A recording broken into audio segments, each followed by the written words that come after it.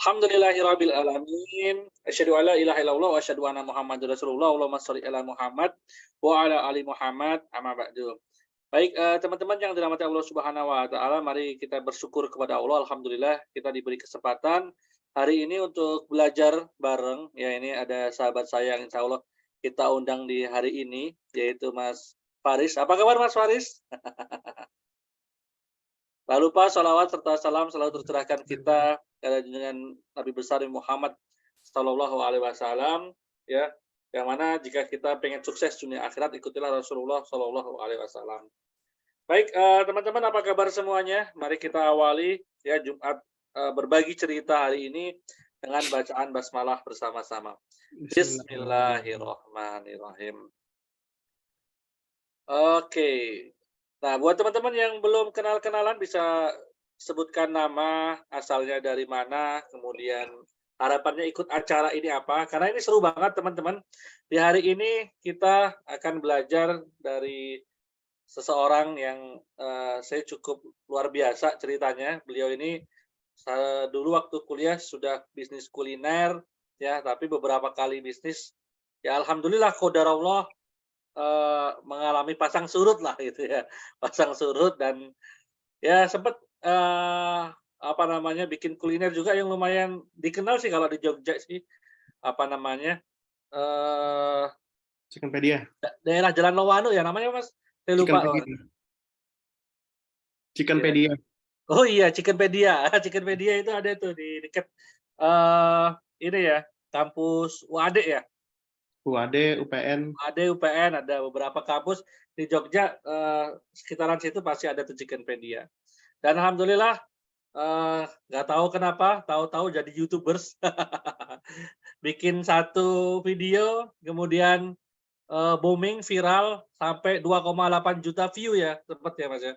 Luar biasa. Nah dari situ mulai Mas Faris memberanikan diri ya untuk benar-benar menggarap konstruksi. Nah, ini kita akan belajar bagaimana nanti tips bikin rumah dengan budget pas-pasan ya bersama Mas Faris. Dan kemarin juga yang viral itu bikin rumah budget 77 juta ya Mas ya. Lebih baik daripada rumah FLPP. Itu yang sempat viral itu. Itu luar biasa. Oke, kita sapa dulu Mas Faris. Assalamualaikum Mas Faris. Waalaikumsalam warahmatullahi wabarakatuh, Coach Rendra. Siap, Masya Allah. Sehat-sehat, Kang Waris. Sehat, alhamdulillah, Coach. Ya, tadi katanya sedikit flu ya, kita doain teman-teman. Mudah-mudahan diberi kesembuhan, diberi kesehatan, dan selalu sehat biar bisa berkaryanya tambah banyak. Oke. Amin. Oke, teman-teman silakan yang belum kenal-kenalan kita bisa sebutkan nama, asalnya dari mana, ya, kemudian harapannya ikut acara ini apa. Nah, insya Allah hari ini kita akan belajar tentang tips bangun rumah. Nah, nanti di acara ini mungkin 1 jam, setengah jam pertama itu kita acaranya dengerin dulu nih cerita dari Mas Faris ya. Ceritanya bagaimana perjalanan Mas Faris nih ya jadi seorang kontraktor ya dan tips bangun rumahnya. Nah, nanti sesi kedua kita banyak tanya jawab. Jadi teman-teman silakan ya siapkan pertanyaan-pertanyaan, numpung kita undang the masternya gitu. Oke, Kang Faris, ada slide yang mau ditampilin ya? Iya. Dari sana atau dari sini sebentar, sebelum saya download ya.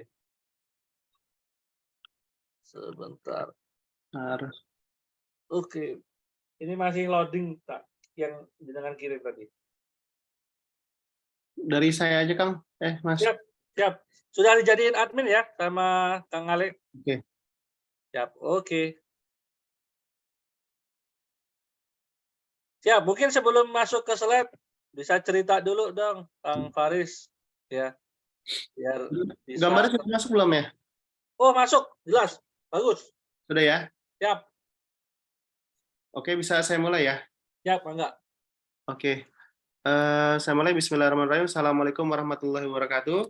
Waalaikumsalam warahmatullahi wabarakatuh. Terima kasih Coach Rendra dari bisyarah.id, juga teman-teman yang telah hadir di pagi hari ini. Perkenalkan, nama saya Faris. Saya tinggal di Yogyakarta. Dulu sempat kuliah di Yogyakarta di kampus Universitas Islam Indonesia. Dan alhamdulillah pada pagi hari ini saya diundang oleh Coach Rendra untuk sharing tepatnya. Jadi lebih saya sharing untuk pengalaman saya, bagaimana saya memulai bisnis properti, ya, dan juga dari situ saya belajar bagaimana saya untuk membangun rumah, dan pada sampai saat sekarang pun ya tetap masih proses belajar bagaimana agar kita selalu selalu up to date, selalu ilmu membangun rumah dengan ilmu yang terbaru, teknologi yang terbarukan, dan juga ya mencoba kalau ada konsumen-konsumen yang minta dibangunin rumah, kos-kosan atau ruko dan lain-lain, itu kita juga coba untuk kita terima dan kita handle. Nah ini di pagi hari ini saya diminta oleh Coach Rendra untuk mengisi materi bagaimana sih biar teman-teman ini bisa punya rumah walaupun dengan budget pas-pasan. Jadi saya mau cerita sedikit ya. Sebelum saya menjadi kontraktor ini, saya ini belajar dulu agen properti, Coach Rendra. Jadi saya agen properti yang berdiri tahun 2016, kemudian di tahun 2019 itu saya belajar untuk naik kelas ya, jadi nggak agen properti terus, saya belajar di pesantren properti di Sentolo, itu oleh guru saya Pak Bambang, untuk bagaimana belajar jadi developer ya di 2019 akhir. Dan itu memang di 2019 akhir saya belajar sama teman-teman saya kelas 1 tahun, kita belajar bagaimana cara jadi developer dan lain-lain. Dan memang kebetulan pas pertama kali mulai proyeknya ini, saya nggak punya modalnya dikatakan bisa bilang nggak ada lah. Nah, alhamdulillah saya memulai bisnis ini dengan berdasarkan bisnis kepercayaan. Saya mulai bikin analisa ya, bagaimana kalau misalkan kita mau bangun rumah, saya bikin cash flow, perhitungan dan lain-lain. Itu alhamdulillah teman-teman juga pada support. Ada teman-teman saya yang invest cukup besar ya, Mas Ongki dan lain-lain juga. Itu mereka support. Nah, di 2020 awal kita mulai bikin projectnya, dan kebetulan pas tuh kena pandemi, Coach. Ya, Masya kena Allah. COVID.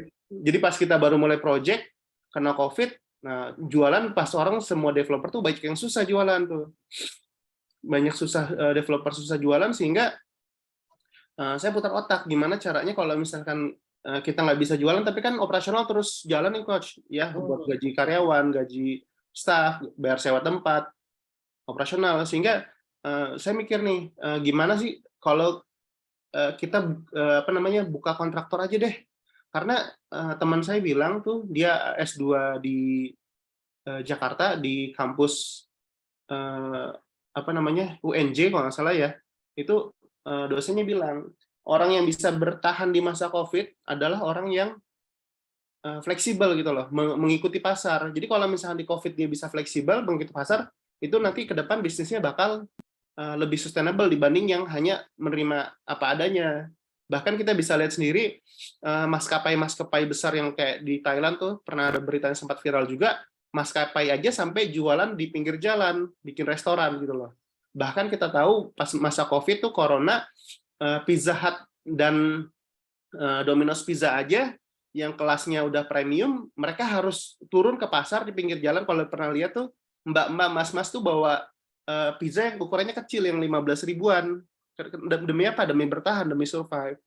Nah, sehingga ketika saya mulai developeran, dan ilmu yang ketika saya dapatkan ya, karena kan ketika misalkan kita developeran tuh kan kita mempercayakan bangunan rumah tuh kita ke kontraktor ya. Jadi kita fokus kepada pemasaran, fokus kepada bikin produk yang baik. Nanti yang bangunin kontraktor namanya.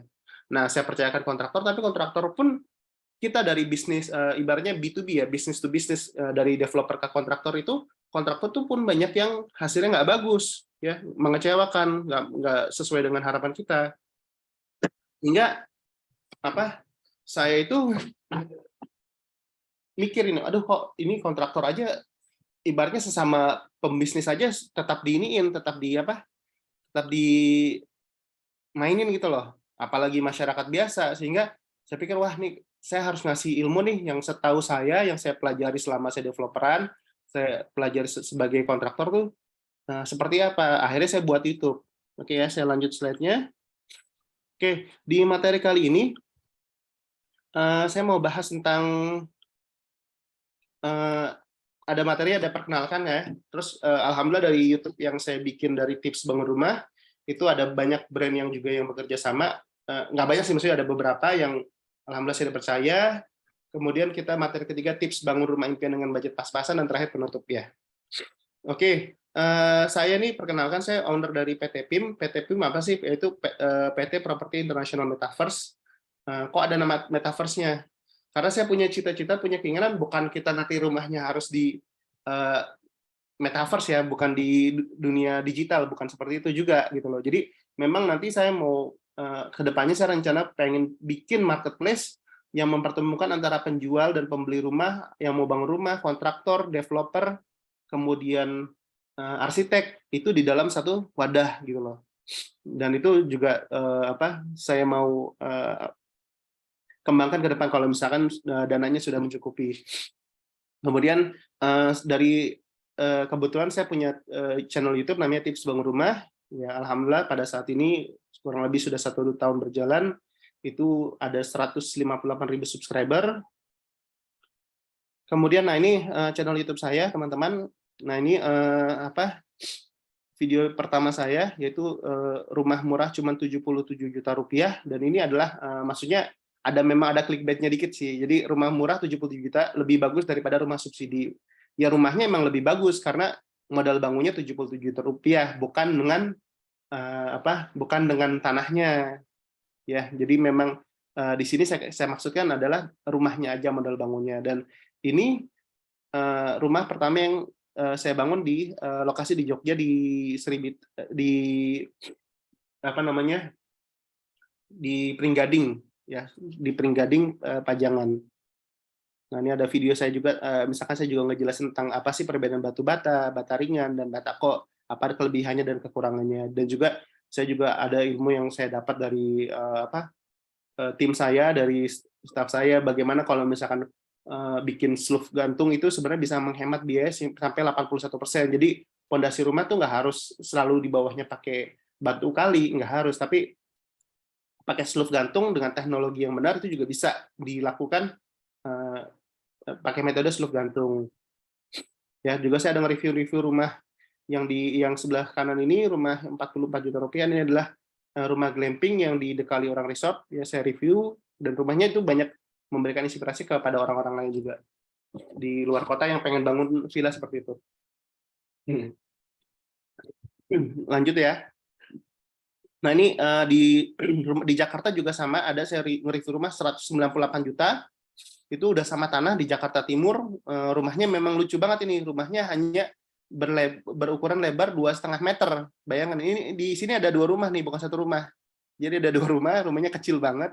Tapi dengan tanah di Jakarta karena memang sangat mahal ya, karena per meter sudah angka 8 jutaan, 7-8 jutaan. Jadi di konsep rumahnya ini tiny house tapi 2 lantai ya.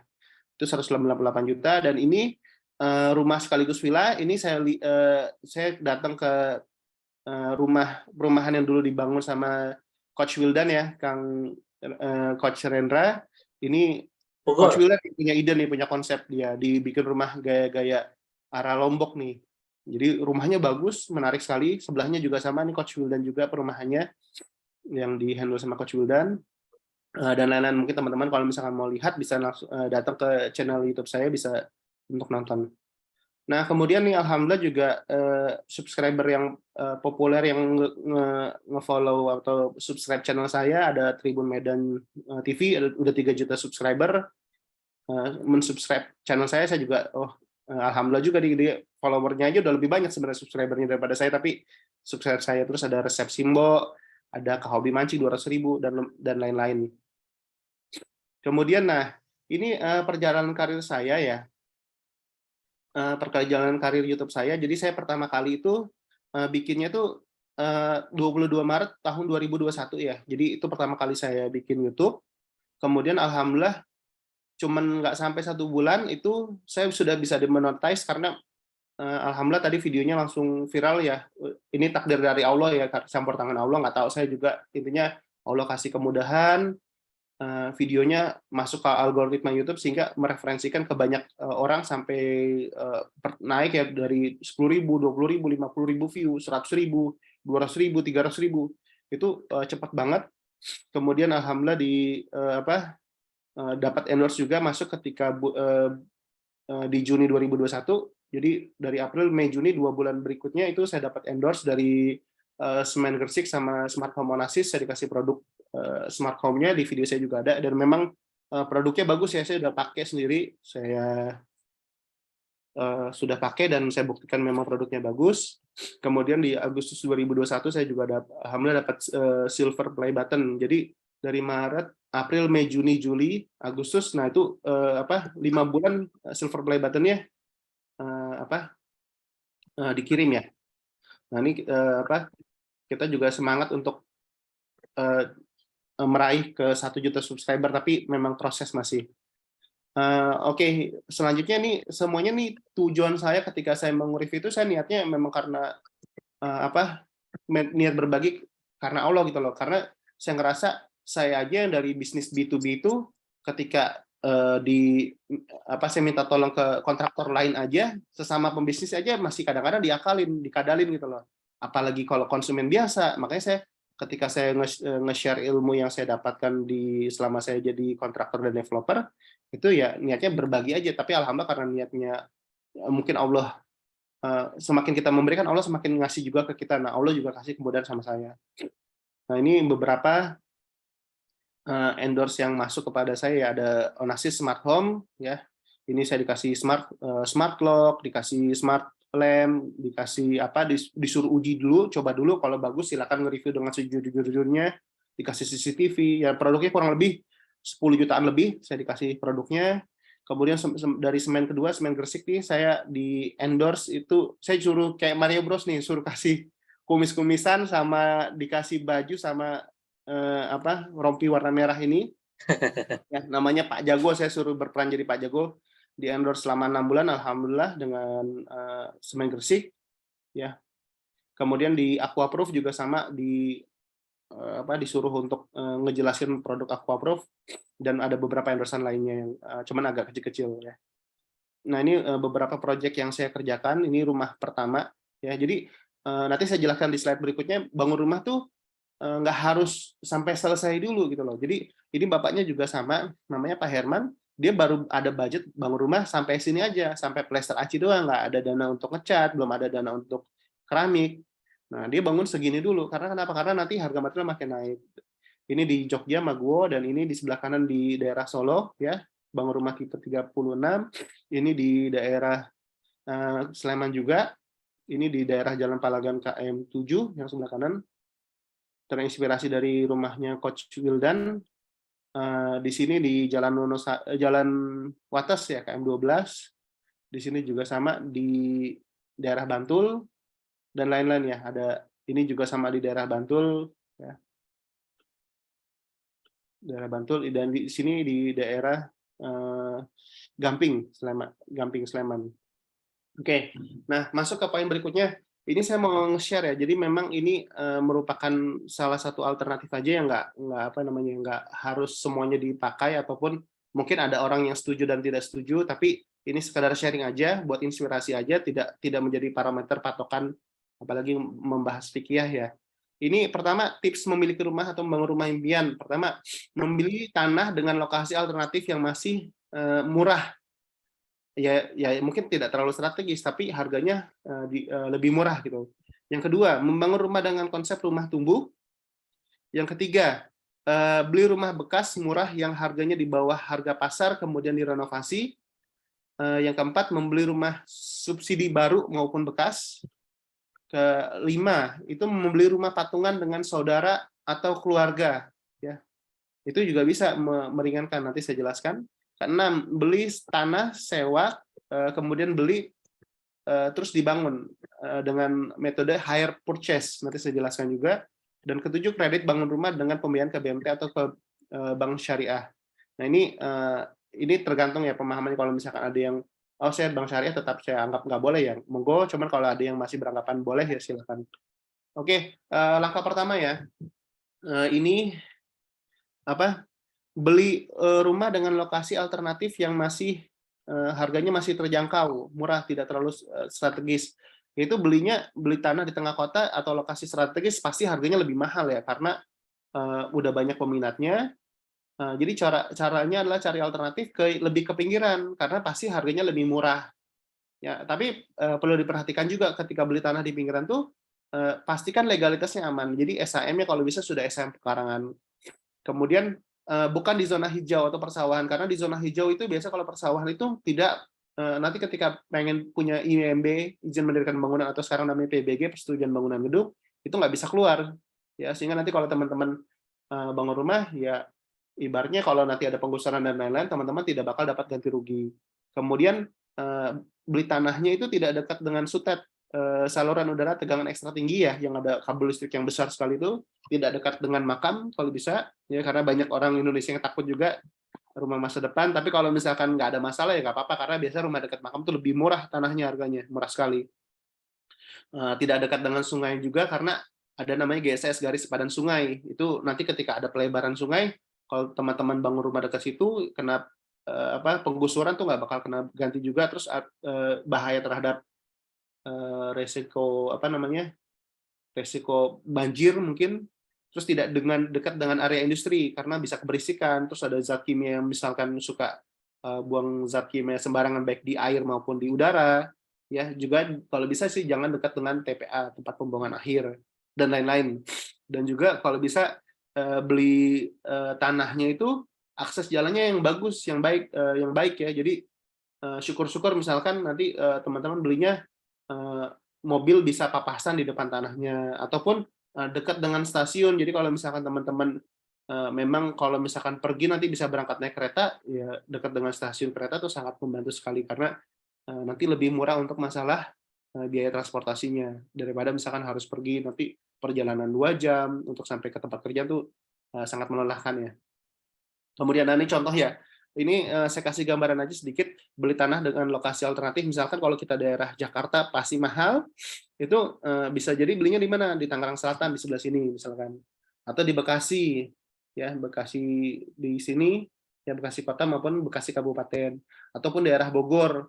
Nah, solusinya kan kalau ke Jakarta jauh ya, tadi saya bilang kalau bisa dekat stasiun kereta, jadi nggak mahal gitu loh. Teman saya juga ketika mau beli rumah di daerah Jakarta atau sekitaran Jakarta mahal banget, akhirnya belinya di daerah Bogor gitu loh, karena memang lebih murah. Nah, kemudian konsep kedua, langkahnya adalah membangun rumah dengan konsep rumah tumbuh ya. Bentar. Ini background-nya biar mati gimana ya, Coach ya? Background saya dimati di mana ya? Halo? Background ya? Di mana sih? Ini kayaknya baju saya Sebentar. transparan nih. Ini setting di masuk video biasanya ada pilihan background, terus Bentar. background. Masuk di logo video itu. Logo video, oh ya. Nah, itu ada apa namanya? Pilihan virtual background. Choose virtual background. Ini kok nggak bisa diklik ya? Ya udah deh, ntar saya. Oke. Tuh. Masih bentar.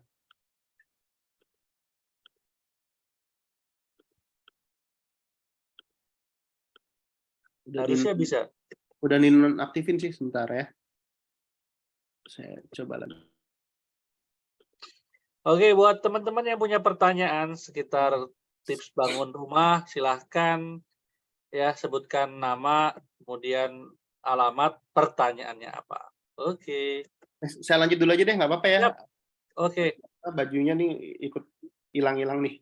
Lanjut kedua, langkah kedua yaitu membangun rumah dengan konsep rumah tumbuh, teman-teman. Jadi bangun rumah tuh tidak harus dibangun dengan rumah langsung jadi finishing. Itu bisa dilakukan dengan beberapa metode, yaitu konsep rumah bangun sesuai kemampuan dan budget. Dan memang dari konsumen saya itu udah 20 konsumen lebih itu hampir 40% itu dia konsepnya adalah rumah tumbuh, teman-teman. Jadi dengan seadanya budget, misalkan dia cuma punya budget ya 50 juta. Nah, dia bisa kita bangunin aja seadanya, kita hitungkan dan kita bangunkan. Dan kalau bisa sih kalau rumah tumbuh, kalau bisa sampai atapnya deh. Jadi kalaupun misalkan ada budgetnya itu selalu kalau bisa sampai atap aja terpasang, nanti entah rumahnya nanti belum di plester, hanya batu batanya doang atau hebelnya doang, itu nggak masalah. Cuma kalau misalkan apa belum sampai ini apa ini makin ini ya, sebentar kalau backgroundnya sebentar ya Mas ya.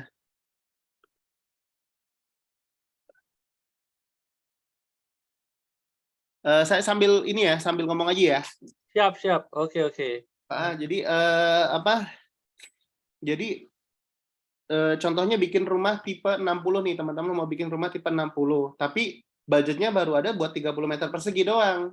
Misalkan contohnya kalau kita anggap per meter sekarang 3 juta rupiah misalkan. 3 juta kali tipe 60 kan berarti harus punya 180 juta. Nah, kan lumayan tuh duit segitu tuh. Nanti cuma kalau misalkan belum ada, ya kita bikin tipe 30 dulu. Jadi belakangan nanti menyusul. Jadi misalkan 3 juta kali 30, 90 juta, nanti sisanya kalau misalkan ada uang bisa menyusul pembangunannya. Ataupun yang kedua, ya tadi seperti saya bilang, rumahnya nggak usah di finishing, yang penting sampai atap, nanti bangunnya berkelanjutan. Kemudian selanjutnya lagi,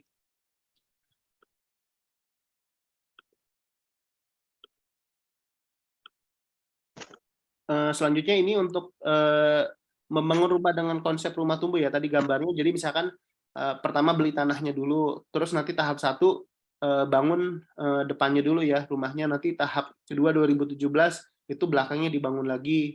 Nanti tahap ketiga rumah 2 lantainya dibangun gitu loh. Jadi nggak harus dibangun full. Kemudian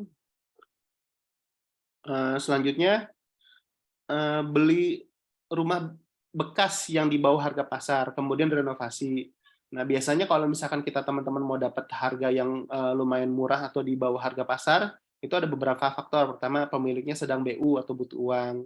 Kemudian kedua, pemilik rumah tidak mengetahui harga pasar rumah. Misalkan dia cuma beli investasi tapi nggak ditinggalin. Misalkan dia beli harga 200 juta, kemudian dia itu cuma buat invest, dia tinggal di kota lain, kemudian selang waktu 5 tahun atau 7 tahun berjalan, rumahnya sebenarnya pasarnya sudah 400 jutaan. Cuman karena dia beli 200 juta, dia jual 250 atau 270 juta, dia merasa sudah untung, nah mungkin dijual sama dia. Kemudian selanjutnya adalah pemilik rumah, aset rumahnya mau disita atau dilelang bank. Nah, kita bisa juga dengan niatan yang ngebantu dia biar rumahnya daripada dilelang nanti harganya jauh banget di bawah harga pasar, kita bisa beli dengan harga yang win-win solution, jadi affordable buat kita tapi tidak terlalu mahal juga. Yang keempat, pemilik rumahnya sudah meninggal sehingga mau diahli wariskan. Biasanya kalau ada ahli waris gitu, harga rumahnya cukup murah tuh karena pengen cepat-cepat dibagi-bagi. Ya. Kemudian langkah keempat, membeli rumah subsidi baru atau bekas. Ya, jadi menurut peraturan undang-undang dari Menteri PUPR ya, keputusan Menteri PUPR di tahun 2020 nomor 242 itu rumah subsidi kan dengan tanahnya biasanya harganya starting 150 juta sampai 219 juta. Jadi harga rumahnya pasti lebih murah daripada rumah konvensional atau rumah umumnya lah, komersil lainnya. Cuman harus diperhatikan juga nih teman-teman bahwa rumah subsidi itu adalah rumah yang ketika developer membangun dia budgetnya udah dipatok nih di budget di kontraktor. Kontraktor tolong bangunkan dong nih. Saya punya budget 55 juta tolong bangunkan rumah. Nah, karena cuman budgetnya terbatas, itu mengakibatkan kontraktor tuh bangunnya secepat mungkin ya, biar menekan biaya. Jadi dalam rumahnya dalam waktu 1 bulan, 1,5 bulan biasanya sudah jadi. Nah, hasilnya kalau rumah dibangun buru-buru, itu biasanya hasilnya kurang bagus ya. Dan banyak yang bilang bahwa rumah subsidi itu bukan rumah siap huni, tapi rumah siap renovasi. Nah, teman-teman harus lihat nih, ada rumah subsidi yang bagus, ada yang tidak bagus. Itu tergantung dari mana? Tergantung dari developernya. Kalau developernya ngasih anggaran lumayan banyak, terus milik kontraktornya bagus, biasanya rumahnya juga sudah lumayan. Tapi ada juga yang tidak bagus, yang sebelah kanan yang saya kasih lihat ini, itu ya rumahnya entah pakai batako, entah kemudian finishing asal-asalan, pintunya juga yang harga cuma 200.000, Excel-nya cuma harga 10 ribuan. Jadi belum dipakai aja udah rusak gitu loh. Ya, jadi teman-teman harus lihat melihat background developernya juga dan melihat hasilnya kalau bisa. Syukur-syukur bisa dilihat dari portofolionya dulu. Misalkan pernah bangun di mana, nah teman-teman lihat. Kemudian beli rumah patungan dengan saudara atau keluarga. Nah, membeli rumah patungan ini biasanya lebih hemat karena ditanggung bersama ya. Tapi harus diperhatikan itu harus jelas nih. Nanti ini beli patungan nanti haknya menjadi hak siapa, ataupun nanti ketika misalkan sudah lunas bisa dicicil nih, misalkan tinggalnya misalkan bisa tinggal bareng. Nanti kalau misalkan sudah punya sama-sama rezeki bisa pisah, terus nanti saudara yang satu lagi dibantuin mengenai hak dan kewajiban itu mesti diperjelas di awal dan harus tertulis dan ditandatangani dengan materai. Dan syukur-syukur bisa kalau notaris sehingga nanti nggak mispersepsi nih. Nanti kalau misalkan udah sama-sama saudara, gara-gara tidak perjanjiannya tidak jelas, akadnya tidak jelas dari awal, nanti malah jadi timbul konflik, jadinya saudara jadi malah musuhan. Ya, ini contohnya misalkan datang ke notaris untuk tanda tangan kontrak. Jadi nanti ke notaris bisa minta war making atau nanti minta legalisasi dari notaris. Itu kalau war making ya sekitar 250 sampai 500 ribu. Kalau legalisasi dari notaris atau akte notaris mungkin dari harga 1 juta sampai 2 juta mungkin paling mahal. Kemudian, nah ini adalah langkah ke-6, sewa beli atau hire purchase tanah terus dibangun. Nah ini berdasarkan rujukan Permendak tahun 1980, sewa beli merupakan perjanjian campuran yang bisa dilakukan. Dalam peraturan perdata tidak diatur secara spesifik, namun terbuka untuk para pihak untuk melakukan perjanjian yang tersebut disebut dengan perjanjian in nominat. Konsep yang diusung nih, jadi misalkan contohnya gini, ketika ada orang nih punya tanah nih, dia punya tanah 1000 meter. Nah, kita bisa datangin beliau. Ini konsepnya belum umum ya, jadi kayaknya belum banyak sih di Indonesia yang menerapkan. Tapi saya pengen coba menjelaskan konsep ini dan saya juga nanti pengen coba saya terapkan juga di ke proses saya yang saya mau lakukan itu. Misalkan ada orang mau beli tanah nih, cuman belum ada uangnya. Nah, dia datang ke pemilik tanah, Pak, ini boleh nggak Pak saya beli selama 10 tahun, misalkan saya cicil 10 tahun. Nanti harganya berapa Pak? Misalkan harga kesepakatan, misalkan saat ini harganya sebenarnya per meternya adalah Rp500.000. Tapi karena dicicil 10 tahun, jatuh harganya 1 juta ya Mas, misalkan per meter. Jadi kalau misalkan Mas nanti cicil, selama nanti sampai sudah lunas, baru boleh Mas jadi hak milik Mas gitu loh. Nah, tanahnya itu kalau misalkan kita mau pakai ya tanahnya kita sewa. Ya, jadi tanahnya kita sewa dulu, misalkan dari punya 1000 meter, kita sewa 100 meter, itu kita sewa, tapi di satu sisi kita juga ada perjanjian untuk kita beli juga gitu loh. Nah, ini merupakan keputusan Menteri Perdagangan dan Koperasinya di tahun 1980, dan saya kotakin itu adalah penjelasannya tentang detailnya. Dan langkah ke-7 ini ya kembali lagi ya tergantung keyakinan masing-masing atau dasar fikihnya, kemantapannya seperti apa. Kalau misalkan ada yang masih memperbolehkan dengan pinjaman ke perbankan syariah atau BMP, monggo bisa dipakai alternatif ini. Tapi kalau misalkan emang nggak mau pakai akad seperti ini atau ke perbankan takut riba, itu ya berarti cari aja teman atau investor yang bisa bantu untuk membangun rumah. Ada beberapa saya lihat juga bahwa ada kontraktor yang bisa membantu membangunkan rumah, nanti bisa cicil ke dia, tapi itu jarang banget sih kontraktor seperti itu. Ya, kurang lebih seperti itu, Coach Rendra. Sudah selesai. Siap, oke, luar biasa. Wah, Insya Allah. Siap, kita masuk ke sesi tanya jawab ya, Kang Faris. Ini sesi yang ditunggu-tunggu, sesi diskusi ya, teman-teman. Nah, ini kita mulai, ini udah ada pertanyaan. Silakan teman-teman kalau mau tanya bisa sebutkan nama, asal, dan langsung pertanyaan. Atau dengan metode raise hand juga boleh ya. Ini sudah ada beberapa pertanyaan yang masuk, mungkin nanti bisa juga ikut ngobrol. Ada Mas Rudi ya, Mas Rudi Widanto. Nah, ini dari mana nih Mas Rudi? Assalamualaikum warahmatullahi wabarakatuh. Semoga sehat selalu. Nah, kita masih bisnis kuliner Mas. Mau belajar bangun tempat usaha atau ruko dengan budget minimal. Nah, tadi udah dijelasin ya gimana caranya. Oke, atau Mas Rudi ada pertanyaan spesifik yang mau ditanyakan Mas Rudi? Terima kasih Coach. Saya masih bisnis kuliner, jadi ikut di Jakarta, ikut Jackpreneur ya. Jadi kementerian juga, kementerian ada Kementerian Perdagangan, ya, koperasi juga kita sering kolaborasi. Jadi banyaklah saya ikut beberapa komunitas untuk meningkatkan ekonomi, terutama ekonomi ini rakyat ya. Jadinya yang ini apa namanya beberapa kolaborasi. Jadi untuk kita bisnis di kuliner, terutama kita bakery and roti ya. Jadi sering dipanggil untuk jadi pembicara juga. Jadi ya kenalan-kenalan banyak. Jadi pertanyaan saya, Coach,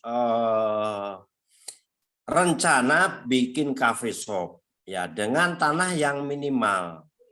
Jadi kalau cafe shop kekinian itu kan ada macam spot-spot foto yang saya inginkan nih. Saya sering pergi ke beberapa itu cafe shop, beberapa kota, ada spot-spot foto. Nah, kira-kira kalau tanah sekitar antara 100 sampai 200 meter persegi dibikin spot foto. Terus pengunjungnya itu kan ini banyak kemungkinan toh.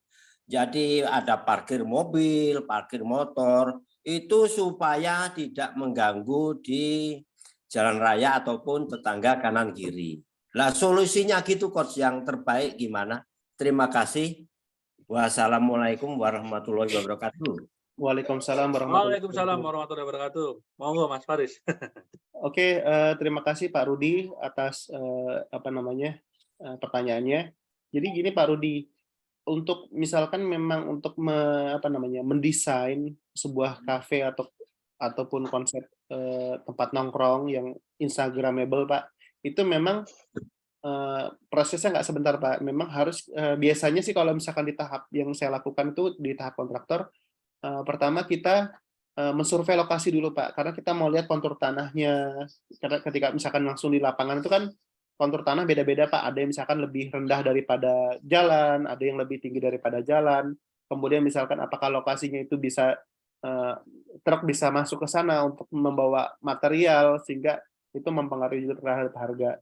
Nah, kalau misalkan mau bikin kafe tadi, misalkan gimana sih bikin kafe yang bagus dan lain-lain, itu memang alangkah baiknya untuk Pak Rudi itu memanggil kontraktor yang sudah berpengalaman, ya, datang konsultasi. Kemudian nanti biasanya kontraktor itu punya arsitek Pak. Jadi arsitek itu nanti bakal memvisualisasikan keinginan Bapak. Misalkan saya pengen dong ini nanti parkir mobilnya cukup untuk 10 mobil misalkan. Kemudian saya pengen nanti spot fotonya temanya misalkan kayak Santorini kafenya, atau konsepnya adalah konsep kafe yang kekinian seperti apa. Nanti Bapak curahkan semua keinginan Bapak itu kepada arsitek, mungkin juga disebutkan tapi budget saya adanya sekian.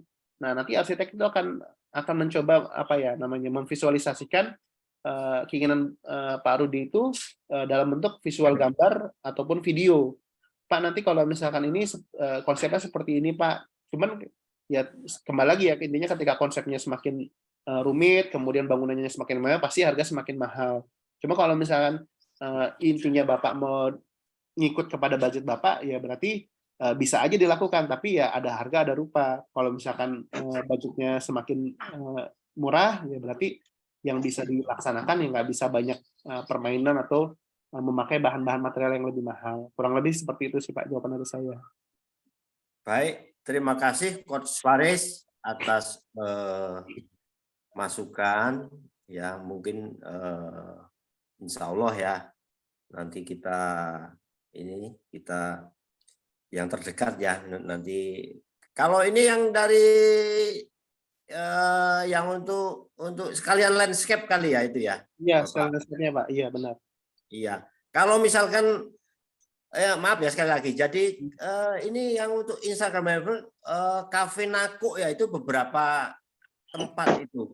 Cafe Nako itu kan sangat Instagram, jadi biarpun di tengah kota ya, di tengah kota di padat.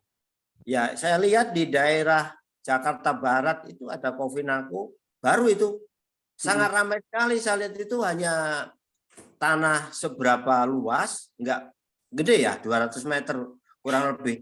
Tapi itu bisa dibikin 3 tempat ya, tiga lantai. 3 lantai itu yang bawah itu hanya kecil, banyak mobil bisa parkir sekitar, saya lihat 10 bisa, motor, tapi ini bawahnya itu tempatnya ngopinya itu, kafenya itu di atas lantai 2, lantai 3 dibikin persap kanan kiri, bisa ini apa namanya matahari bisa masuk, jadi minim listrik ya, jadi menghemat listrik gitu. Iya, contoh itu Cafe Nako di beberapa tempat di Jakarta, Bogor, ya ada di Bandung itu kan ada juga tuh. Mungkin di Jogja juga ada. Nanti gampang Pak, yang penting Bapak mau konsepnya seperti apa, tinggal misalkan kompetitor yang Bapak mau tiru, nanti tinggal ATM sama teori modifikasi, nanti sama arsitek gampang tuh, tinggal dibuat gitu, gampang Pak. Saran saya cari berapa referensi Pak, didetailin referensinya, baik detail-detailnya ya, nanti tinggal dikolaborasikan mau konsepnya seperti apa. Jadi referensinya dikumpulin dulu tuh, di listing. Baik, terima kasih Coach Alfian, Coach Faris. Ya, salam sukses selalu. Terima kasih. Selamat pagi. Ya, terima kasih Pak Rudi dari DKI Jaya, luar biasa. Ini planningnya bikin coffee shop dengan parkir luas 105 ya meter persegi. Oke, kita masuk lagi pertanyaan yang sudah masuk. Ada Mas Aldi dari Tangsel. Banyak teman-teman Jakarta juga nih ya. Dari Tangsel, pengalaman jadi kontraktor biasanya over budget nih. Di luar perkiraan, di material atau kontraktor, Ustadz. Nah, gimana caranya menangani over budget nih? Pernah terjadi nggak di tempatnya Mas Faris? Yang biasanya memang yang banyak terjadi tuh begitu tuh. Mungkin karena banyak adendum atau keinginan-keinginan di luar ini ya biasanya. Jadi planningnya sekian, tahu-tahu pengen ini ya kan. Apalagi kalau konsumen tuh biasa gitu. Sudah akad seperti ini, tahu-tahu ada ide gitu kan. Ada ide seperti ini ya, akhirnya over budget biasanya gitu. Nah, kalau nggak perhitungannya matang memang kadang bisa bikin boncos itu. Monggo Mas Faris dijawab. Iya, bener banget Coach Alfian ya, bahwa memang ketika yang paling penting diperhatikan ya ketika misalkan proses pembangunan itu, kenapa perlu survei? Karena itu buat buat mengestimasi nanti ini keperluan, misalkan strukturnya nih, misalkan pondasinya butuhnya berapa meter, ataupun nanti kita buat nguruk tanahnya, misalkan kontur tanahnya itu di bawah jalan, itu kita harus nguruknya berapa meter kubik. Nah itu kita sudah estimasi aja kadang-kadang masih suka meleset, makanya kadang-kadang harus ada spare biar lebih aman. Nah biasanya tadi ketika misalkan terjadi over budget itu, menurut saya, analisa saya mungkin ya itu pertama perhitungan RAB-nya kurang benar, jadi masih ada yang belum terhitung dengan baik. Solusinya adalah cari orang yang bisa hitung RAB dengan baik. Ya biasanya kalau saya jujur, saya kan jurusannya ekonomi Islam, tapi saya nggak bisa ngitung tuh. Jadi yang bisa saya suruh hitung staff saya yang emang engineer, saya punya staff engineer sama ada staff yang teknik sipil. Dia yang suruh ngitung secara detail. Jadi estimatornya nyari yang udah pengalaman juga ya Mas ya? Jangan yang juga. Harus sudah pengalaman.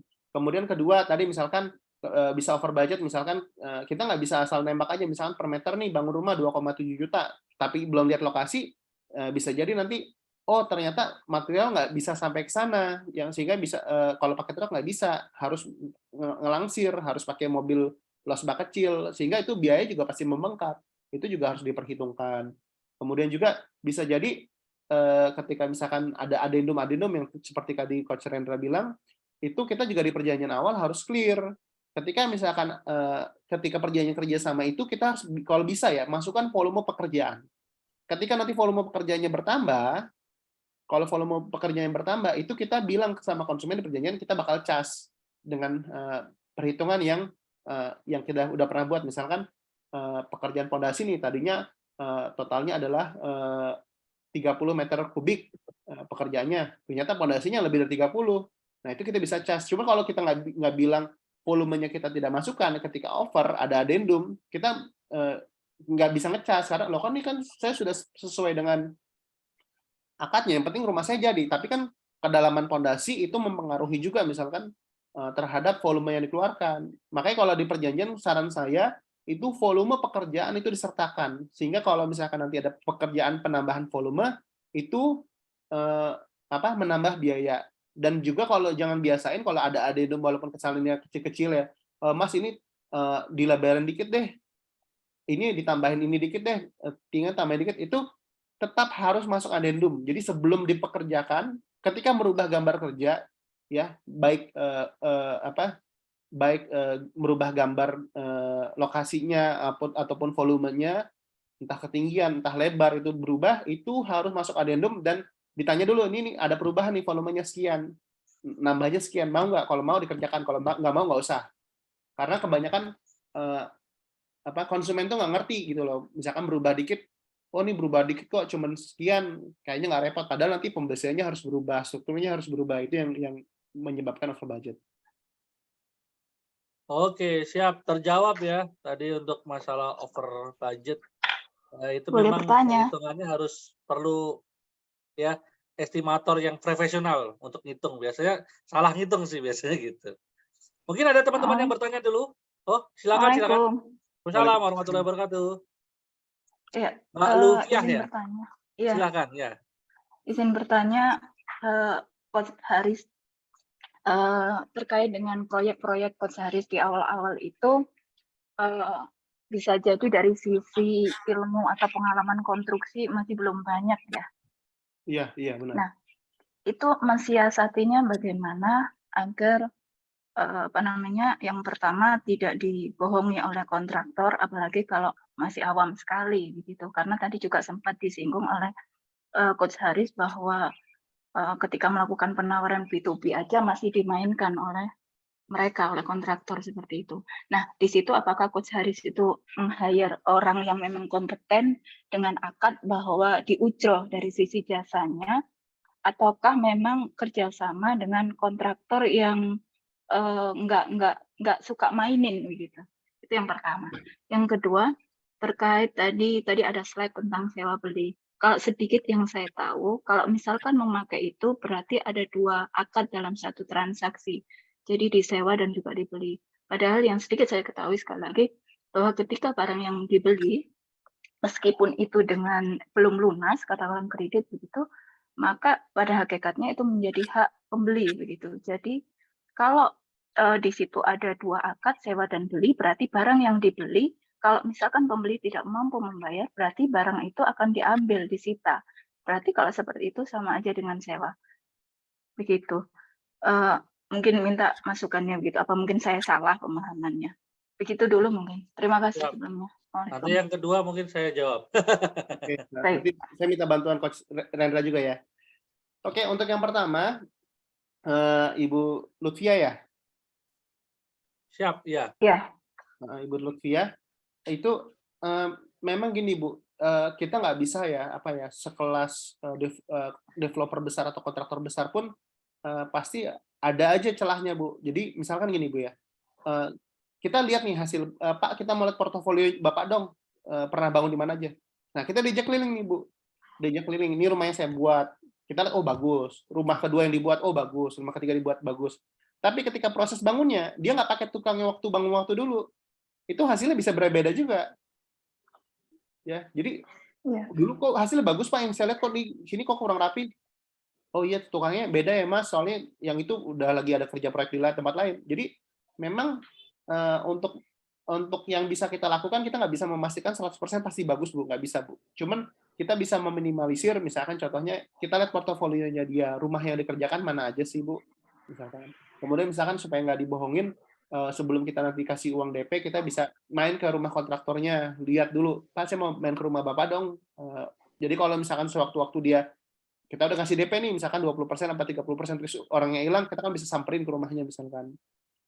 Kemudian kita juga bisa lakukan, ikhtiar yang bisa kita lakukan adalah perencanaan yang sebaik mungkin Bu, karena baik dari gambar kerjanya kita harus detail, kemudian kita juga harus briefing sebelum pra pekerjaan. Kemudian nanti ketika misalkan untuk proses-proses yang penting, misalkan kayak pembuatan boplang atau sebelum membuat penggalian pondasi, kita mesti awasi juga. Itu ikhtiar yang bisa kita lakukan. Kemudian misalkan nanti sebelum melester atau sebelum ngaci, kita minta mock up-nya dulu, Bu.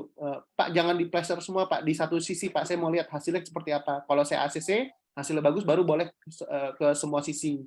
Nah, itu kita bisa lakukan dengan apa ya namanya?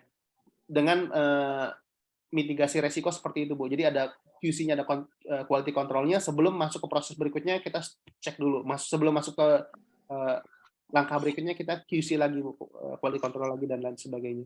Jadi, menurut saya, yang ikhtiar yang kita bisa lakukan dengan perjanjian yang ketat, ya, misalkan di perjanjiannya, misalkan nanti masaknya berapa lama pekerjaannya, kemudian harus ada garansinya juga, dia harus ngasih komitmen garansi. Dan memang selama ini saya pernah melakukan kerjasama dengan kontraktor dengan sistem bagi hasil, ya, tapi itu juga tidak jalan dengan maksimal. Akhirnya saya melakukan kerjasamanya adalah dengan borongan jasanya aja. Jadi itu ya yang untuk menjawab pertanyaan pertama. Untuk menjawab pertanyaan kedua sebelum nanti disambung sama Coach Rendra, ini memang masih jadi pertanyaan saya ya. Mungkin nanti dibantu sama Coach Rendra nih. Jadi ini kan memang di dalam Islam kan tidak boleh dua akad dalam satu perjanjian gitu ya. Jadi nggak boleh tumpang tindih. Saya juga memahami itu sih. Dan ini memang tidak umum, Bu. Ini mungkin belum pernah, saya nggak tahu ada apa enggak ya, tapi sangat sedikit sekali yang bisa jadi ini murni ide saya ya, Bu, murni ide saya, karena saya lihat banyak sekali orang yang mau beli rumah, mau beli tanah, tapi belum punya uang, ya. Mau cicil ke perbankan, BI checking-nya nggak bagus, ataupun misalkan BI checking-nya bagus tapi dia nggak bankable karena jumlah cash flow-nya atau pendapatan dia nggak bagus, nggak terrecord, cash flow perusahaannya juga nggak terrecord dengan baik, sehingga saya kepikiran nih, dulu kan zaman dulu, Bu, kita misalkan penggadaian nggak ada penggadaian syariah, baru ada penggadaian biasa, sehingga kalau kita mau gadai gimana nih akadnya nih. Nah, terus akhirnya kan orang-orang yang ngerti tentang fikih, ya ulama-ulama MUI dan lain-lain, itu gimana sih biar caranya orang bisa tetap menggadaikan, ternyata yang digadaikan adalah akad titipan. Jadi entah emas kita, kalau misalkan ke penggadaian syariah, entah BPKB-nya itu dititipkan. Nah, yang dihitung adalah biaya sewanya. Nah, ini kan bagaimana dulu misalkan juga ada beberapa orang yang masih setuju, ada yang juga enggak, misalkan asuransi, ada yang nggak setuju asuransi walaupun syariah tetap aja riba tuh. Nah, ada juga misalkan yang berpendapat, syariah kan boleh karena uangnya itu akadnya bukan dipegang sama pemilik asuransi, tapi uangnya adalah uang bersama si nasabah asuransi. Nah, di sini saya juga mungkin minta bantuan Coach Rendra, gimana sih caranya dulu misalkan pegadaian belum ada pegadaian syariah, terus dicari celahnya biar ini tetap pada kondisi syariah, kemudian juga bagaimana tadinya perbankan juga belum ada perbankan syariah, tapi di tahun 90-91 ada akhirnya bank muamalat dan bank-bank syariah lainnya. Kemudian juga sebelumnya orang mau beli rumah, kalau misalkan rumah subsidi hanya bisa kreditnya ke bank konvensional, BTN biasa, tapi sekarang BTN syariah juga sudah bisa mengcovernya. Nah, ini saya juga kurang tahu secara maksimal ya, mungkin bisa dicari dari sudut syariahnya, bisa diambil cari celahnya, gimana caranya. Tujuannya tuh gini, misalkan kan banyak orang tuh yang punya tanah di kampung-kampung, misalkan punya tanah 1.000 meter, 2.000 meter, dia mau jual semuanya juga orang beli kemahalan, ya. Nah, kita datang ke dia, gimana caranya biar akadnya tidak batil, itu saya mau beli, misalkan tadi mau beli tanahnya Pak 100 meter, tapi saya bayarnya cicil ya Pak.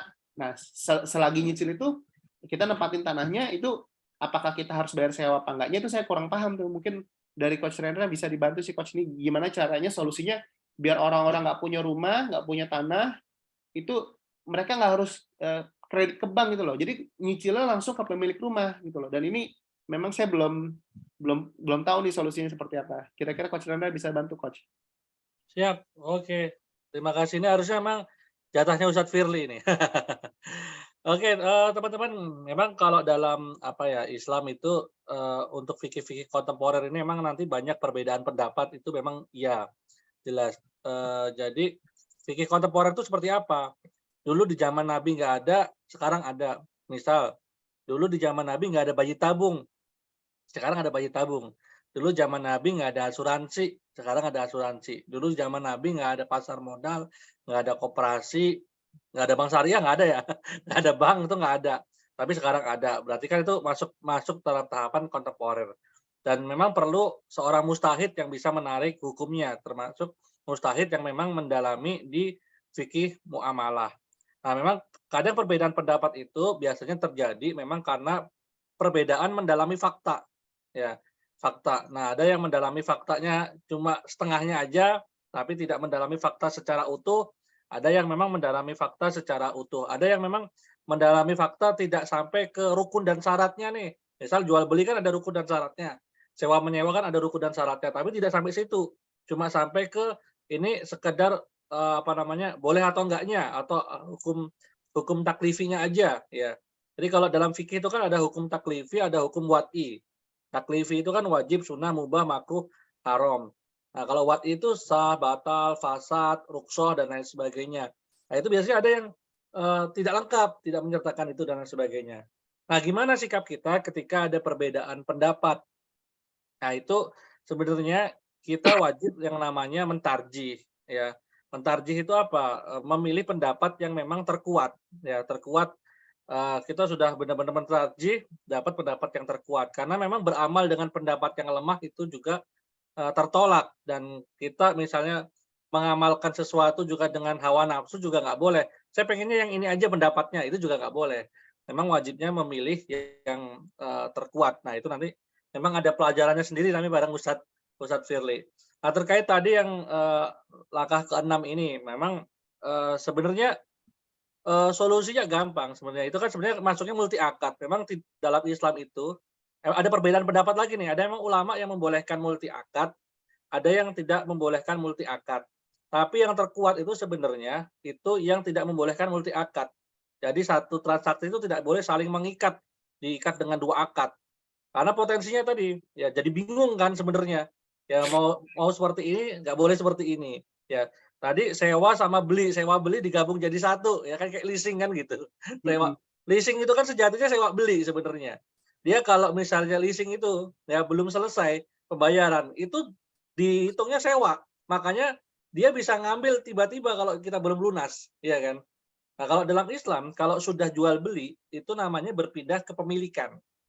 Ya sudah berpindah kepemilikan walaupun itu belum lunas. Ya, walaupun dia jual beli tempo itu belum lunas, itu sudah berpindah kepemilikan. Yang mana kalau sudah pindah kepemilikan, yaitu sudah menjadi hak yang beli walaupun dia cuma DP. Malah belum DP juga kalau dia sudah akad itu sudah berpindah kepemilikan. Tapi memang di hukum Indonesia itu ya itu belum bisa jadi hak milik kalau belum lunas. Makanya biasanya rata-rata sertifikatnya kalau belum lunas dimasukkan ke notaris, ya kan? Seperti itu. Sehingga nanti pakai akad AJB dulu, PPJB dulu dan lain sebagainya. Ya. Nah, sebenarnya kalau solusinya untuk itu ya kita tinggal pilih satu akad aja, jual beli tempo itu udah jelas. Jual beli tempo itu kan berarti kita beli misalnya dengan 10 tahun, misalnya kalau dia cash-nya ya misalnya 5 juta per meter, ya beli 10 tahun ternyata sudah naik misalnya jadi 7 juta atau 10 juta, atau misalnya gelondongan kita beli misalnya 1 miliar misalnya, oke, kalau 10 tahun 2 miliar gitu kan. Nah, itu boleh-boleh aja, monggo. Itu disepakati, pilihan itu disepakati di awal. Oke, saya maunya jual beli tempo ya 10M. Itu tinggal di apa namanya, diangsur berapa, disepakati tanggal angsurnya juga dan lain sebagainya. Nah, kalau mau sertifikat apa memang di dalam hukum negara sertifikatnya tidak bisa dapat dulu dan memang harus dinotaris dulu, ya kan? Itu memang nggak apa-apa. Nanti tinggal diangsur aja. Nanti kalau udah selesai baru sebenarnya kan sertifikat itu kan kalau dalam Islam ya kayak buku nikah itu kan tambahan saja, yang dihukumi kan akadnya. Seperti itu. Nah, jadinya akhirnya nggak tumpang tindih antara akad jual beli sama sewa ya. Kalau jual beli sama sewa itu hampir sama kayak leasing sebenarnya. Leasing itu akadnya itu ya. Jadi jual beli tapi sewa.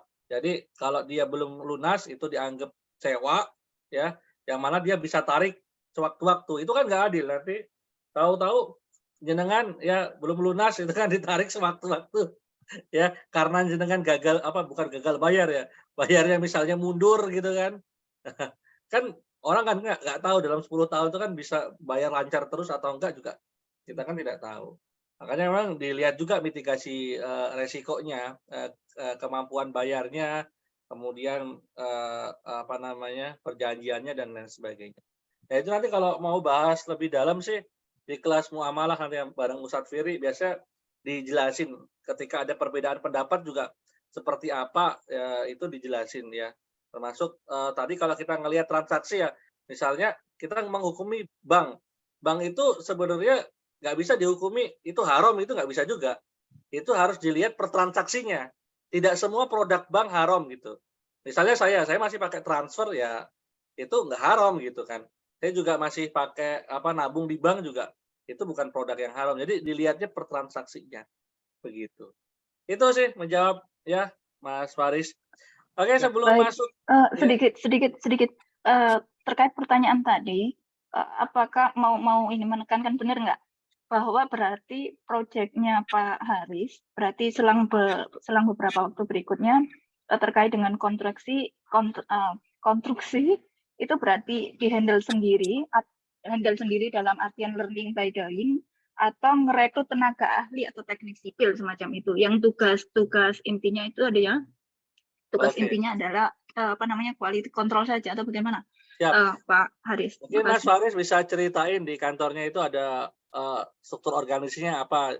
Sedangkan di awal-awal itu apakah memang di-handle sendiri ataukah memang hire orang yang misalnya estimator tadi atau teknik sipil yang memang mendampingi jenengan untuk bisa mengawasi proyek itu. Termasuk gimana caranya ngawasi tukang gitu kan. Itu juga mungkin jadi pertanyaan banyak orang gitu. Ketika memang kita butuh seorang pengawas gitu. Ya Bu Lutfi ya. Jadi memang kemarin di kantor saya ini kan saya kan kebetulan sebagai ownernya ya. Jadi saya tuh ada 2 arsitek Bu yang untuk menggambar kerja, yang mengkonsep, yang mendesain. Kemudian saya juga ada teknik sipil yang hitung untuk kebutuhan dari dari material digunakan, ya perencanaannya nanti strukturnya seperti apa, dan itu juga dihitung pakai aplikasi Bu. Jadi tidak hanya kebetulan teknik sipil saya dari UGM itu tidak hanya ngitung dari ilmu pengetahuan, tapi kita juga pakai aplikasi software, pakai aplikasi ada namanya SAP 2000, ada namanya eTapes, ada aplikasi kalau yang arsitek itu namanya AutoCAD sama SketchUp Bu, terus di render nanti pakai Lumion sama Enscape. Kemudian kita juga ada aplikasi jadi ngitung strukturnya tuh, ini strukturnya kuat nggak kalau misalkan disimulasikan. Jadi kalau misalkan nanti warnanya merah, misalkan nanti kolomnya warnanya merah, itu berarti nggak kuat, salah gitu loh, harus kita perbaiki lagi. Dan itu dihitung bener matang strukturnya. Jadi nggak hanya kan ada orang kan misalkan bangun rumah, oh saya udah biasa bangun rumah puluhan tahun, saya udah pengalaman. Iya benar, itu ilmu teorinya, tapi kalau di tempat saya kan juga bukan namanya Farzana Kontraktor, itu benar-benar kita hitung. Jadi bukan hanya teori doang, tapi memajukan juga dengan teknologi. Jadi disimulasikan, nanti beban bangunannya berapa, beban dindingnya berapa, ketinggiannya berapa, itu juga dihitung dengan matang. Kemudian saya juga ada engineer, kemudian kita juga ada pengawas lapangan Bu, yang untuk mengawasi proyek-proyek pembangunannya itu. Ada tim tukang juga yang di lapangan. Kalau tim tukang ya ada hampir 100-an sih kalau tim tukangnya ya total. Kemudian kita juga ada ada CS, ada marketing dan lain-lain sih. Jadi kurang lebih di kantor saya sih posisi seperti itu. Baik, terima kasih. Iya, sama-sama Ibu Lutfi. Siap menjawab ya. Bu. Siap. Alhamdulillah sudah. Oke, sebelum masuk ke pertanyaan berikutnya, teman-teman ini mungkin saya gantian share screen ya Mas ya. Oke, boleh. Oke,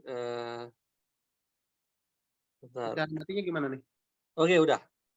Ya. Siap. Ini ada sedikit informasi buat teman-teman. Kita ada kelas yang namanya Professional Contractor Class. Ini kita lagi mengundang ya salah satu The Master Contractor yang sudah punya pengalaman 20 tahun di bidang konstruksi, membangun hampir ribuan rumah lah intinya di Indonesia dan menghandle ratusan proyek. Dan insya Allah kita adain di Jogja. Nah, latar belakangnya kenapa ada acara ini? Memang ini kita banyak nemuin ya tadi yang katanya Mas Faris tadi, banyak kontraktor yang kurang amanah lah gitu kan. Kurang amanah, tapi juga akhirnya kontraktor boncos juga banyak ya kan. Kemarin saya habis ketemu teman juga, dia dalam waktu setahun bisa bangunin 50 rumah Mas Faris. Lebih 50 lebih, total intinya rumahnya lumayan bagus-bagus lah intinya. Dia bisa mengantongi omset 35 M. Tapi ya dihitung di akhir, ya dia boncos 1,8 M. Jadi dalam waktu setahun tuh nggak untung sebenarnya. Ya kan, nggak untung. Terkait dengan apa? Dengan pengawasan, dengan ya salah subkon tukang dan lain sebagainya. Tukang dia ada 300 yang dia openi. Dia udah bikin training center juga dan lain sebagainya. Nah, disitulah dari situ kemarin juga banyak ketemu teman-teman developer juga yang banyak proyeknya mangkrak nih. Mangkrak ya ternyata mangkraknya karena ketidaktahuan manajemen proyek ketika memang akhirnya menggunakan subkon atau akhirnya ada yang garap sendiri juga. Kebanyakan yang menggunakan subkon tapi dia developer awal tapi menggunakan subkonnya ya salah milih kontraktor tadi juga. Ya akhirnya ya boncos juga ya intinya boncos juga. Nah dari situ hasilnya Ustadz Dandi diskusi ya pengen turun gunung lah gitu untuk bisa sharing ya kepada teman-teman ya bagaimana sih manajemen di konstruksi yang benar ya seperti apa. Nah, makanya insya Allah saya undang ke Jogja karena belum pernah ke Jogja, Jogja, Solo, Semarang itu belum pernah beliau. Rata-rata sih dia kan ngopeni tukang tuh di seluruh Jawa Barat. Jadi kalau dia tukang yang ikut dia itu selama 20 tahun tuh udah tersebar di seluruh Jawa Barat gitu. Ini masternya yang menguasai Jawa Barat nih. Beliau tinggal di Bandung sih, di Lembang. Gitu teman-teman. Next aja Mas Ale. Nah ini materi apa sih yang teman-teman bisa dapetin? Itu teman-teman akan belajar tentang manajemen kontrol sistem. Nah ini penting bangun grid sistemnya. Ya, kita akan diajarin bagaimana skema borongan kontraktor, bagaimana KPI dan daily activity kontraktornya, termasuk nanti ada daily activity SPV seperti apa, daily activity apa namanya tukang seperti apa, termasuk nanti struktur organisasi kontraktor yang tadi teman-teman minimal ya kalau teman-teman mau bisnis konstruktif itu seperti apa, strategi marketing kontraktor ya, kemudian cost legal kontraktor ini juga penting banget kita untuk belajar bikin RAP-nya nanti ya. Kemudian sistem kerjasama dengan investor project kalau memang benar-benar perlu ya, menggunakan investor nanti juga apa namanya diajarkan. Kemudian akad borongan kontraktor bagaimana akadnya ya yang sesuai dengan syariah. Nah insya Allah itu ada di Jogja di Grand Rohan Hotel Bintang 4, coffee break 4 kali, lunch 2 kali, hard coffee, materi, merchandise dan lain sebagainya. Nah harganya itu 5 juta investasinya. Ya, kita ngundang beliau sama tim sih 2 orang ya. Kemudian harga normalnya sebenarnya jadi 4 juta. Nah, kemarin early bird tuh 3 juta ini udah terpenuhi sih early bird-nya sudah terpenuhin. Nah, ini sisa memang yang nggak early bird ya.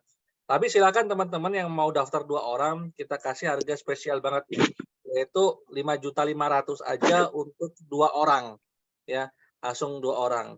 Nah, pesertanya kita batasin 50 orang biar benar-benar belajarnya enak lah gitu, teman-teman. Nah, silakan teman-teman yang mau daftar nanti bisa apa namanya hubungi di 0811 2653 523. Nanti saya sertakan link pendaftarannya ya di kolom chat. Nah, itu pengumumannya teman-teman karena ini kita undang pertama kali di Jogja dan alhamdulillah beliau the master apa namanya mau sharing lah kepada teman-teman yang mana memang salah satunya kita mau bangun circle.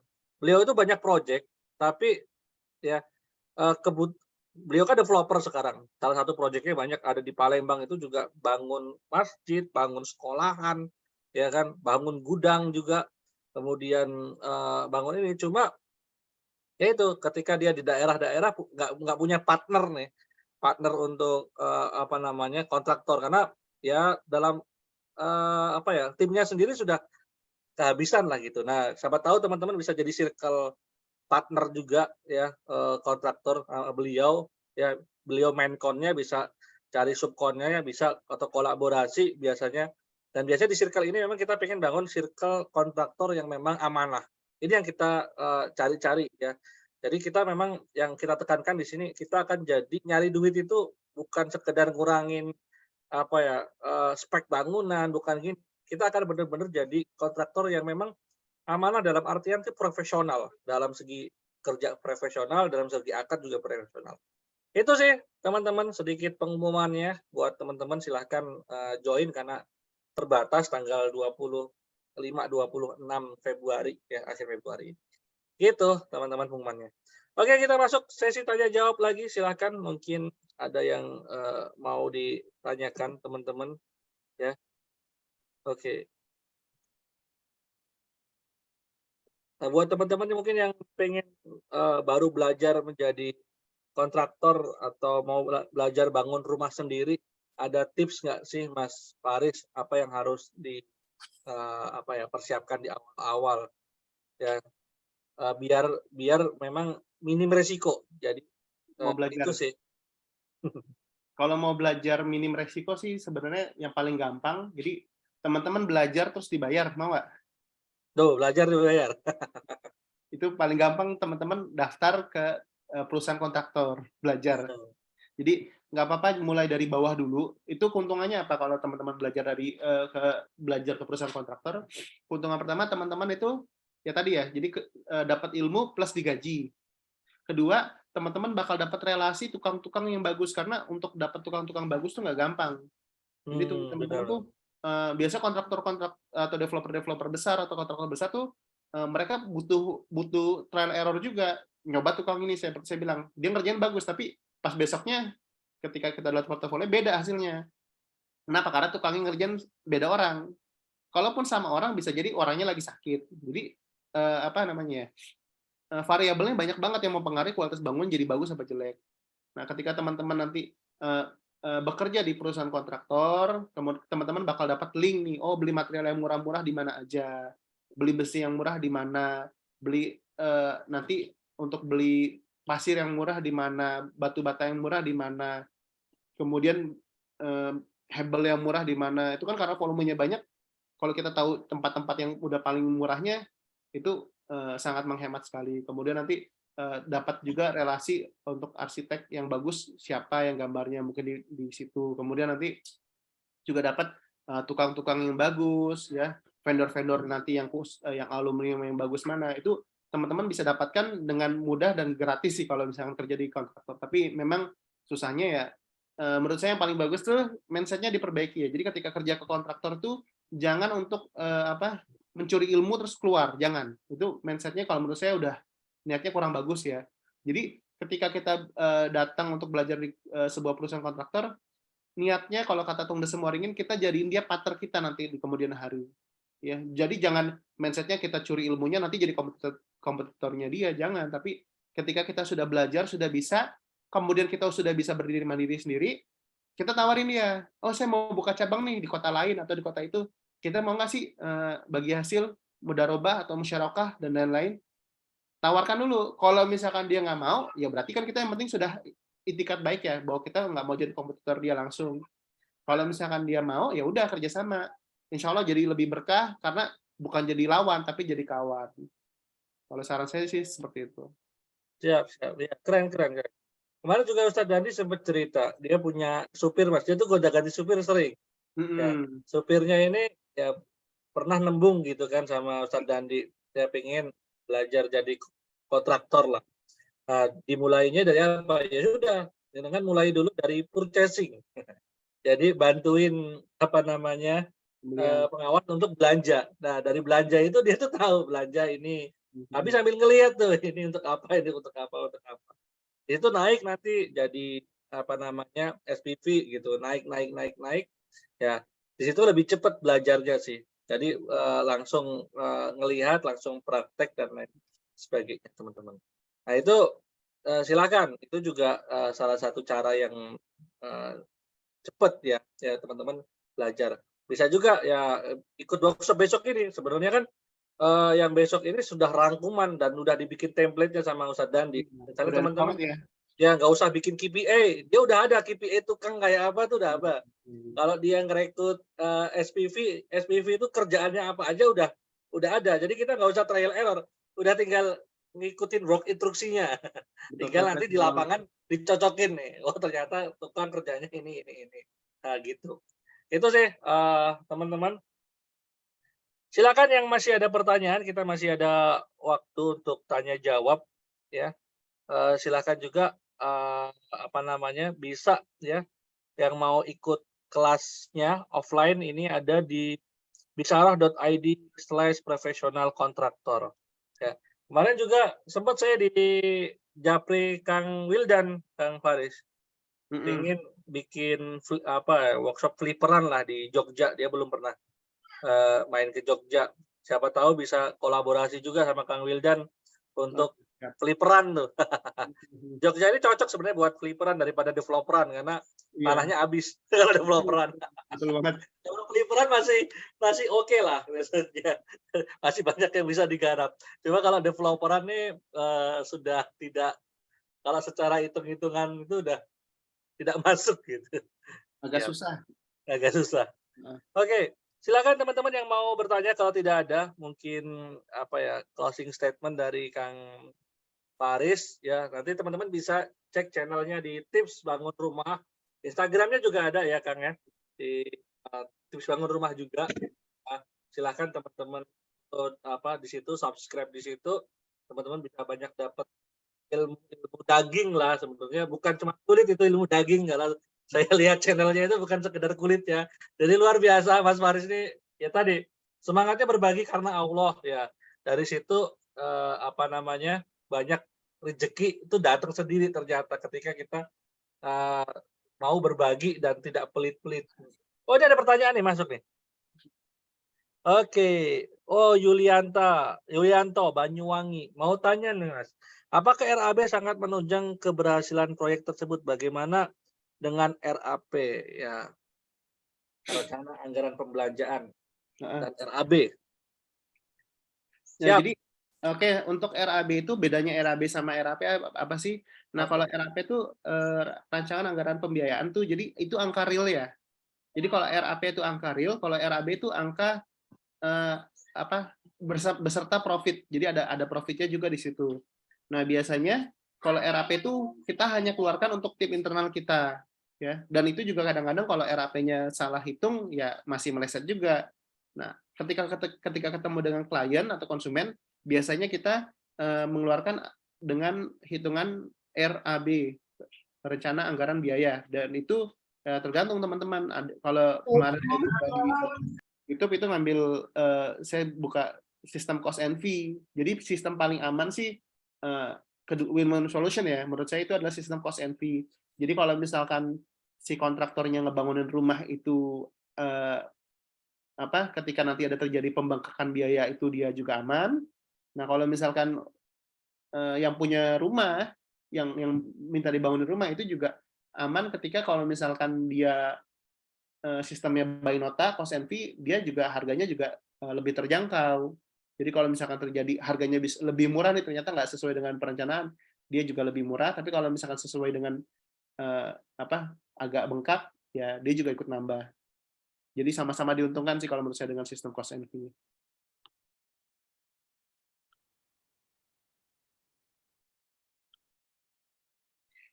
Ini dari Pak, ini tadi Pak Yulianto udah ya. Kemudian dengan Pak Sunari Jalu, bagaimana tips mencari kontraktor profesional yang amanah? Beberapa kali dapat kontraktor belum sesuai ekspektasi. Nah ini dia. Jadi memang jadi PR bersama deh. PR bersama ya. Jadi kontraktor yang amanah memang sulit ya. Jadi memang saya pun jujur aja ketika ngebangun rumah ya, ketika misalkan kita udah lakukan sebisa kita, ada konsumen juga yang terlalu perfeksionis. Wah, saya nggak mau segini nih. Padahal misalkan contohnya nih, saya pernah bangunin renovasi rumah ya. Anggaran yang saya berikan cuma nilainya kecil, untuk kontraktor ya kecil banget sih, cuma 14 juta.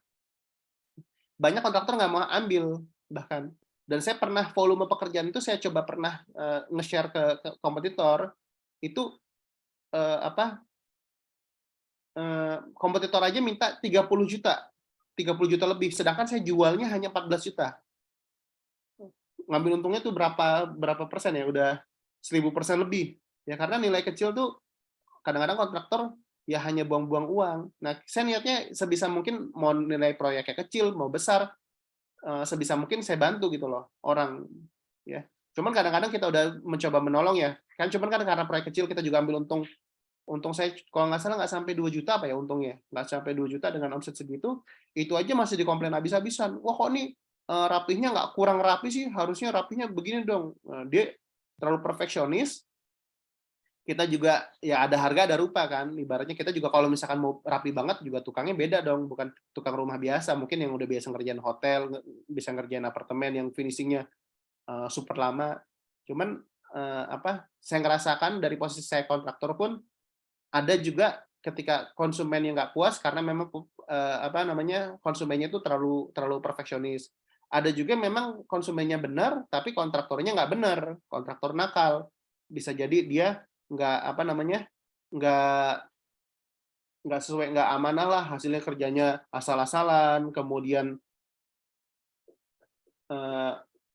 nggak mau tanggung jawab terhadap pekerjaannya dia. Banyak saya juga pernah ngerasain, sehingga ketika kontraktornya nggak bertanggung jawab, yang tukang yang ngerjain nggak tanggung jawab, akhirnya saya yang harus tanggung jawab menyelesaikan permasalahan itu, saya harus perbaiki lagi. Saya nggak apa-apa, ibaratnya saya pun nggak untung, yang penting kerjaannya benar, kerjaannya beres, konsumen puas, udah nggak apa-apa kalau saya.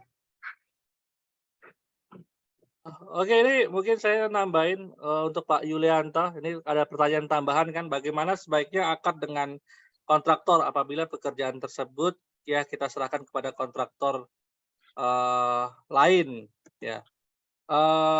Tadi ngobrolin tentang cost and fee tadi termasuk akad yang lumayan bagus ya, karena banyak kan sebenarnya akad kontraktor yang tepat itu biasanya memang harus dipisah tuh antara jual beli material ya kan dengan jasa bangunnya. Karena sebenarnya itu akad yang terpisah. Sejatinya kan kontraktor juga nggak punya materialnya.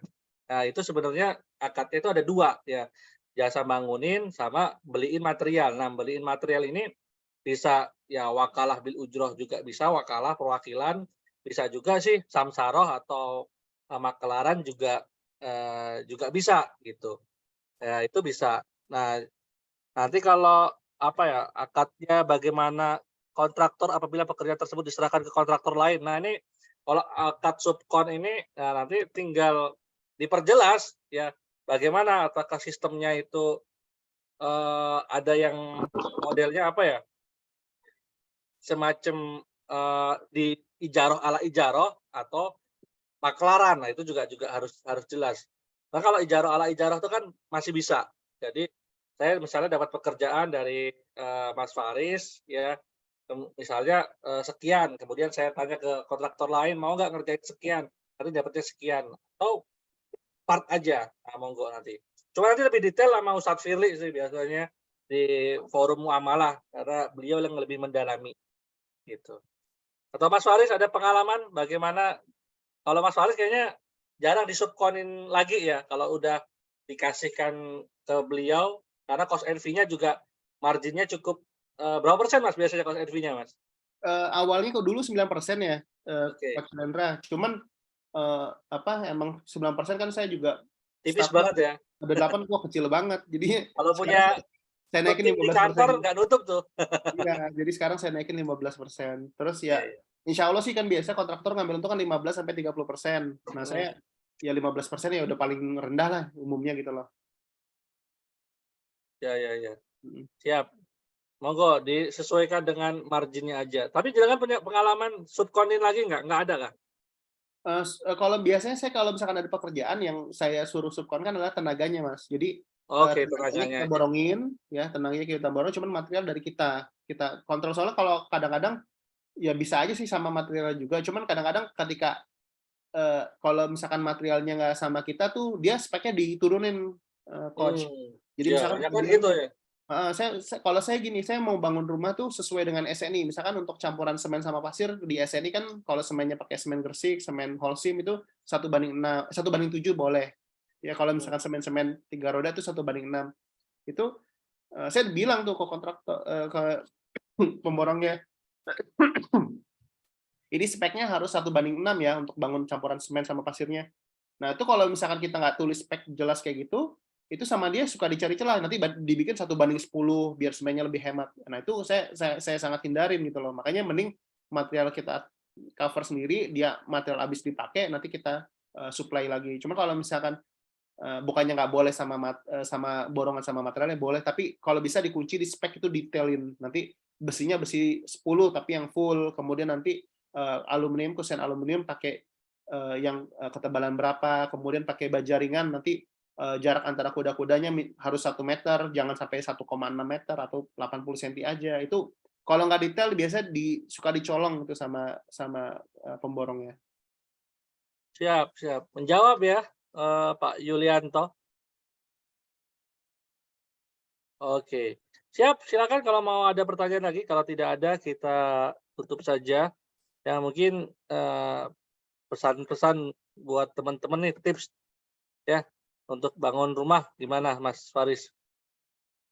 Jadi kalau misalkan teman-teman mau bangun rumah, ya pertama memang jangan memaksakan ya. Kalau misalkan emang ada budgetnya, ya sesuaikan budget. Bangun nggak harus langsung full semua Ya. selesai, enggak. Rumah tumbuh itu ya konsepnya ya. Dari konsep rumah tumbuh itu, misalkan teman-teman ada budget berapa puluh juta, entah 30 juta, entah 50 juta, misalkan bisa dicicil, ya dicicil dulu. Kemudian kalau misalkan soalnya kan harga material makin tahun makin naik ya. Jadi kalau misalkan emang nggak dimulai-mulai nanti makin mahal bangun rumahnya. Jadi dengan budget seadanya, kalau bisa juga kemudian direncanakan dengan baik, syukur-syukur nanti bisa di konsep. Kan ada juga nih, kok nggak harus di saya juga bisa ya. Saya punya jasa Farzana Arsitek, cuman nggak harus sama saya. Itu bisa juga di konsep, didesain di Shopee itu ada tuh jasa arsitek desain gambar rumah mulai harga Rp10.000, itu juga bisa dulu direncanakan. Jadi udah ada gambar kerjanya. Nanti seperti yang saya bilang, mungkin tahun ini bangun tipe 30 dulu di depannya, nanti di belakangnya nanti menyusul ada uang, ada rezeki bisa ditambahkan lagi. Kurang lebih gitu. Dan jangan lupa sih yang paling penting ya berdoa sama Allah biar dimudahin rezekinya, biar ijabah doanya bisa mempunyai rumahnya segera, bisa punya tanah, bisa punya rumah impiannya sih. Saya pikir gitu ya. Ya, buat teman-teman mungkin yang belum punya rumah, itu memang kalau untuk rumah pertama jangan idealis dulu lah. Yang penting punya dulu, namanya biasanya kita sebutnya rumah kebutuhan. Nanti kalau rumah kedua itu namanya rumah impian. Nah, di rumah kebutuhan ini ya namanya butuh rumah, yang penting buat bisa tempat tinggal dulu. Nggak usah besar-besar, ya kan? Nggak mesti di ring 1 atau di kota gitu kan.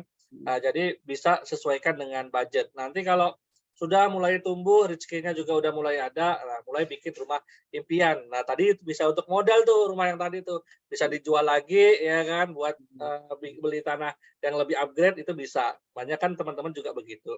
Atau yang paling penting sih mulai dari beli tanahnya dulu. Nah, itu yang paling penting. Iya, Ya, jadi tanah dulu punya, nanti bertahap rumah tumbuh direncanain. Gitu sih teman-teman ya. Semoga teman-teman yang belum punya rumah bisa segera punya rumah. Ya, kita doakan mudah-mudahan rezekinya dilancarkan di Jumat Berbagi ini. Terima kasih juga Mas Faris yang sudah berbagi di channel kita ya, di teman-teman alumni dari kelas-kelas Bisaro. Semoga punya berkah jadi amal jariah dan bisa jadi magnet rezeki untuk Mas Faris sendiri. Oke, thank you Mas Faris. Kita tutup dengan doa kafaratul majelis bersama-sama. Subhanakallahumma rabbana bihamdika asyhadu alla ilaha illa anta astaghfiruka wa atubu ilaik. Kurang lebihnya saya pamit dulu, undur diri. Mohon maaf. Wassalamualaikum warahmatullahi wabarakatuh. Semoga teman-teman segera punya rumah yang belum punya rumah. Assalamualaikum, dadah. Jangan lupa subscribe Tips Bangun Rumah.